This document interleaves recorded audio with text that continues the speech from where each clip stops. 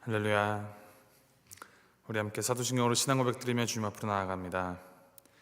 전능하사 천지를 만드신 하나님 아버지를 내가 믿사오며 그 외아들 우리 주 예수 그리스도를 믿사오니 이는 성령으로 잉태하사 동정녀 마리아에게 나시고 본디오 빌라도에게 고난을 받으사 십자가에 못 박혀 죽으시고 장사한 지 사흘 만에 죽은 자 가운데서 다시 살아나시며 하늘에 오르사 전능하신 하나님 우편에 앉아 계시다가 죄로서 산 자와 죽은 자를 심판하러 오시리라.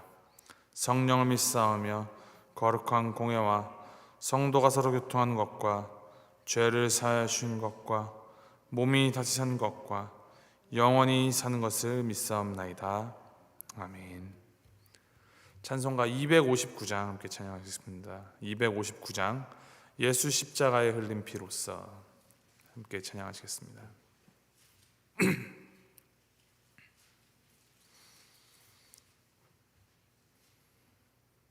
259장 함께 찬양하시겠습니다. 예수 십자가에 흘린 피로써 그대는 씻기어 있는가? 더러운 죄 희게 하는 능력을 그대는 참 의지하는가? 예수의 보혈로 그대는 씻기어 있는가? 마음속에 여러 가지 죄악이 깨끗이 씻기어 있는가? 주 예수와 밤낮으로 늘 함께 그대는 행동을 하는가? 아무 때나 어디든지 그대는 십자가 붙들고 있는가? 예수의 보혈로 그대는 씻기어 있는가?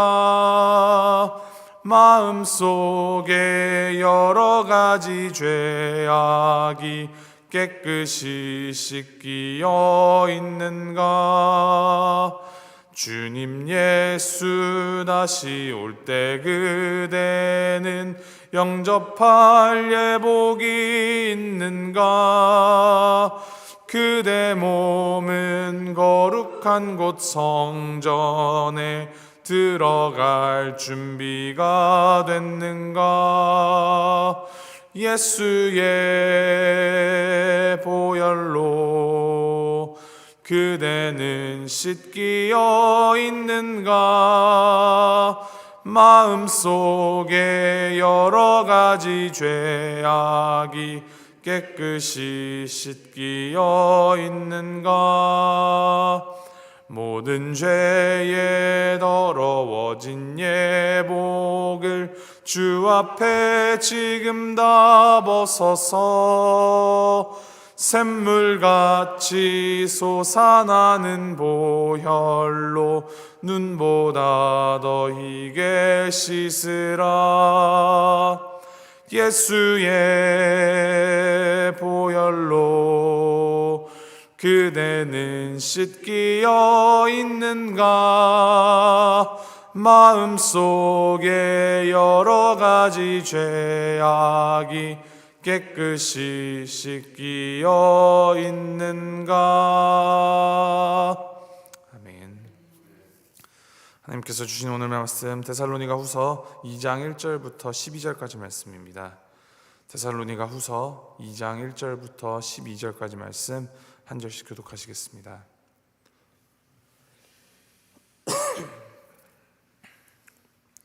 데살로니가 후서 2장 1절부터 12절까지 말씀.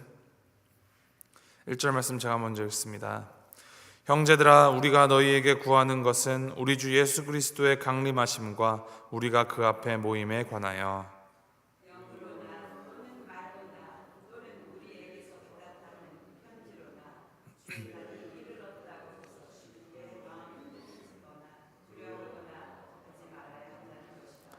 누가 어떻게 하여도 너희가 미혹되지 말라. 먼저 배교하는 일이 있고 저 불법의 사람 곧 멸망의 아들이 나타나기 전에는 그날이 이르지 아니하리니.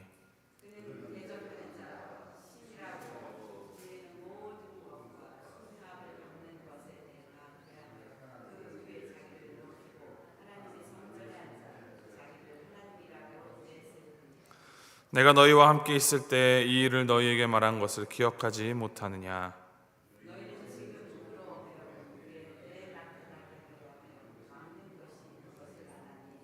불법의 비밀이 이미 활동하였으나 지금은 그것을 막는 자가 있어 그 중에서 옮겨질 때까지 하리라.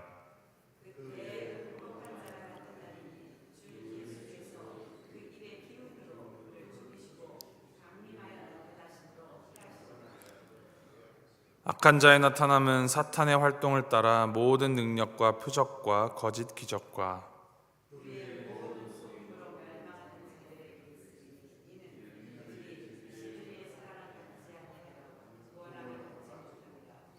이러므로 하나님이 미혹의 역사를 그들에게 보내사 거짓 것을 믿게 하심은 진리를 믿지 않고 불의를 좋아하는 모든 자들로 하여금 심판을 받게 하려 하심이라. 아멘.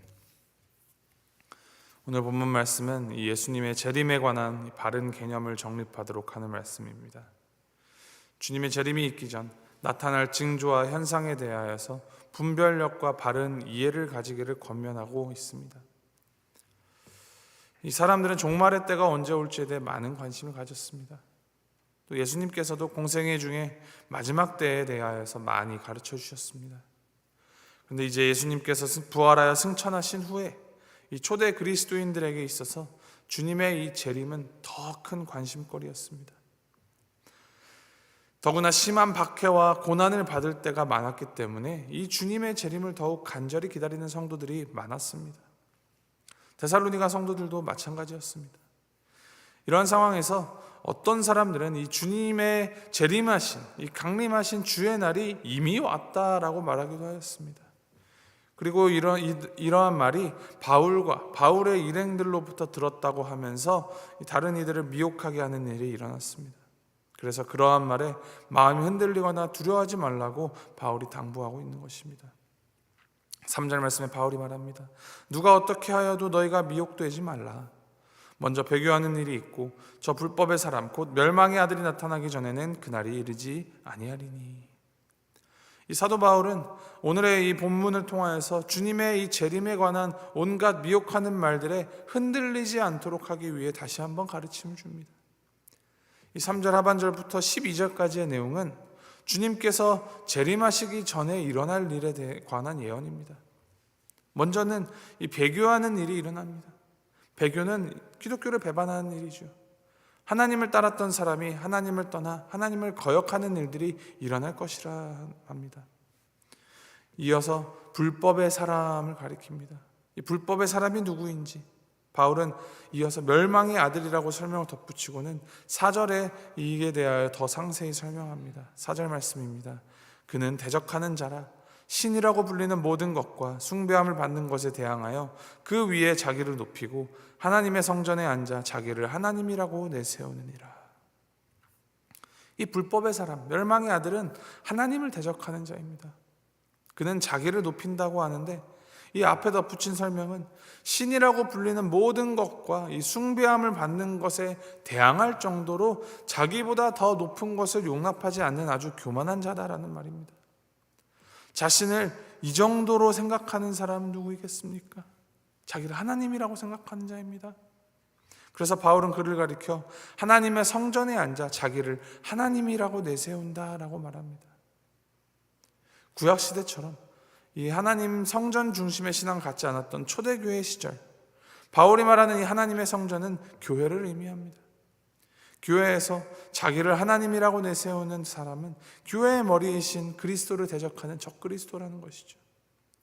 교회 안에서 머리 되신 예수님이 아닌 다른 것들을 내세우는 자가 적그리스도이고 하나님을 대적하는 자이며 불법의 사람입니다. 이러한 현상들이 종말의 때가 가까운 징조가 될 것이라 말합니다. 바울은 이전에도 이러한 가르침을 데살로니가 교회에 가르쳤습니다.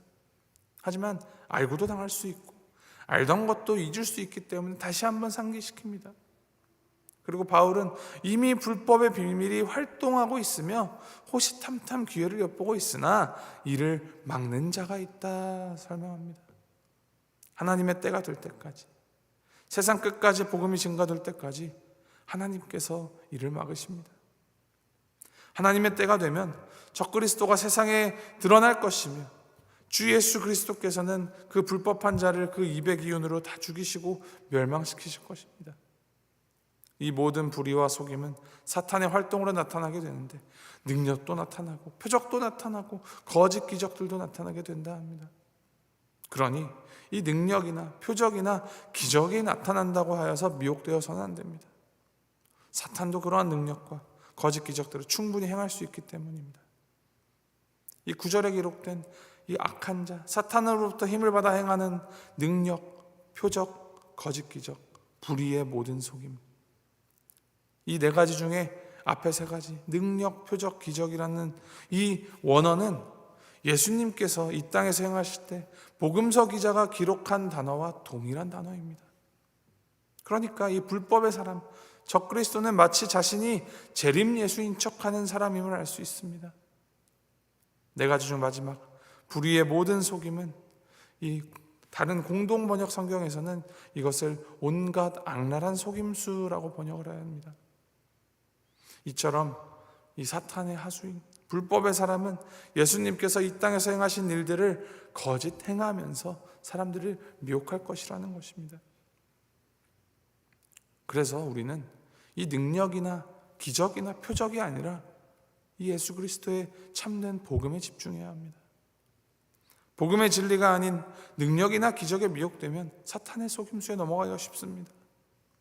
이 악한 자들은 진리의 사랑이신 예수님을 부인합니다. 예수님을 인정하지 않고 유일하신 하나님이신 이 예수님을 그저 많은 신들 중에 하나, one of them, 다른 신들과 동일선상에 놓으며 예수님의 그 하나님 되신 주 되심을 깎아내립니다. 그리고 복음을 왜곡합니다. 그러나 이러한 자들, 11절에 보면은 하나님께서는 결국 이런 진리의 사랑을 받지 않은 자들을 심판하십니다. 하나님께서 이들에게 미혹의 역사가 일어나도록 하시어서 그들이 불의를 좋아하게 하시고 거짓을 믿도록 허용하십니다. 이것은 하나님께서 무슨 악을 조장하신다라는 뜻이 아닙니다. 이거는 심판의 과정입니다. 주님을 거부하고 악에서 돌이키지 않는 사람에게 이 하나님의 기다리심, 하나님의 화내기를 더디하심이 끝나고 결국엔 진노를 사게 된다는 것입니다. 이들이 마지막 때에 그러한 거짓 것에 미혹되도록 그냥 내버려 두어서 하나님의 심판을 받게 하시겠다는 말씀입니다. 그리고 마지막으로 분명하게 마치 이 문장 맨 마지막에 느낌표를 마구 찍어내는 듯한 느낌으로 이 재림에 대하여, 최후 심판에 대하여 사도 바울은 확실하게 결론을 맺습니다. 12절 말씀, 진리를 믿지 않고 불의를 좋아하는 모든 자들로 하여금 심판을 받게 하려 하심이라. 예수님은 반드시 다시 오십니다. 이 재림은 반드시 다시 이루어집니다. 말씀이 그렇게 증거하기 때문입니다. 그러므로 우리는 주님께서 다시 오실 때까지 거짓된 주장이나 미혹해하는 그 악의 마음을 빼앗기거나 흔들리지 말고 오직 복음을 바로 알고 복음을 붙들고 나아가야 합니다. 복음 안에 살아간다는 것, 그것은 곧 주님 안에 거한다는 것이며, 주님 안에 거한다는 것은 이 나 중심, 자기 중심적인 인생을 살지 않고 우리의 시선을 하나님께 고정하여 살아가는 것입니다. 시선이 하나님께 고정이 되어 있으면 미혹의 역사에 빠질 수 없으며 거짓을 믿을 수 없고 불의를 행하지 않습니다. 설사 오늘 밤 당장 주님께서 재림하신다고 할지라도 주님 안에 거하며 우리의 시선이 하나님께 고정되어 있다면 마음의 흔들림과 두려움 없이 하나님께서 허락해 주신 이 삶의 영역에서 오늘 하루를 최선을 다해 살아가게 됩니다. 이것을 믿으며 그 믿음으로 우리 모두가 살아가기를 축원합니다. 이 믿음으로 세상 가운데 빛과 소금의 역할을 하며 다시 오실 예수님의 그 길을 예비하며 살아가는 자들이 되길 바랍니다. 하나님에게서 온 것이 아닌 다른 능력과 거짓 기적들에 현혹되지 말고 오직 우리를 위하여 자기 몸을 버리신 그 그리스도의 사랑, 그 복음에 더욱 집중하여서 최선을 다하여 우리의 자리에서 그 그리스도의 사랑을 전하며 살아가시기를, 그러한 하루가 되기를 주님의 이름으로 소망하고 축복합니다. 함께 기도하시겠습니다. 하나님 아버지, 진리의 사랑을 받을 수 있도록 은총을 베풀어 주시고 이 사탄의 능력을 힘입어서 일하는 그 불법으로부터 우리를 지켜주시고 보호하여 주시니 감사드립니다. 주님께서 다시 오실 그날까지 이 땅에 나타날 그 불법의 사람의 속임수에 미혹되지 않게 하시고, 불법의 비밀에 미혹되거나 그들의 거짓 가르침에 마음이 흔들리지 않도록 주여 우리 가운데 바른 믿음을 주님 허락하여 주시옵소서. 거짓된 것들을 두려워하지 않게 하시고 오직 하나님 한 분만 경외하며 늘 주님 안에 거하며 우리의 시선을 하나님께 향하게 하시옵소서. 복음으로 살아가게 하시고 복음으로 다시 오실 예수님을 기다리며 이 복음으로 주님과 함께할 영원한 생명을 꿈꾸게 하여 주시옵소서. 감사드리며 이 모든 말씀 우리 주 예수 그리스도 이름으로 기도합니다. 아멘. 하늘에 계신 우리 아버지여, 이름이 거룩히 여김을 받으시오며 나라의 마옵시며 뜻이 하늘에서 이룬 것 같이 땅에서도 이루어지이다. 오늘날 우리에게 일용할 양식을 주옵시고 우리가 우리에게 죄 지은 자를 사하여 준 것 같이 우리 죄를 사하여 주옵시고 우리를 시험에 들게 하지 마옵시고 다만 악에서 구하옵소서. 대개 나라와 권세와 영광이 아버지께 영원히 있사옵나이다. 아멘.